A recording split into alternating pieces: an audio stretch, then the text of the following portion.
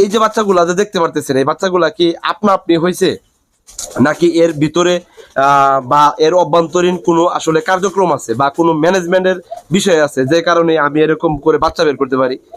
অনেকেই কমেন্ট করছেন যে ভাই আপনি এত কিছু বা জানেন বোঝেন, তারপরে একটি করে বাচ্চা কেন? ভাই এরকম একটি করে বাচ্চা এজন্যই, এই কবুতরটা যে বাচ্চা বের করছে এর বাবা মা ফার্স্ট এবার ডিম থেকে বাচ্চা বের করছে, বুঝাইতে পারতেছি? মানে প্রতিনিয়তই আমার এই কবুতরগুলা ডিম বাচ্চা রেডি হতেই আছে, করতেই আছে।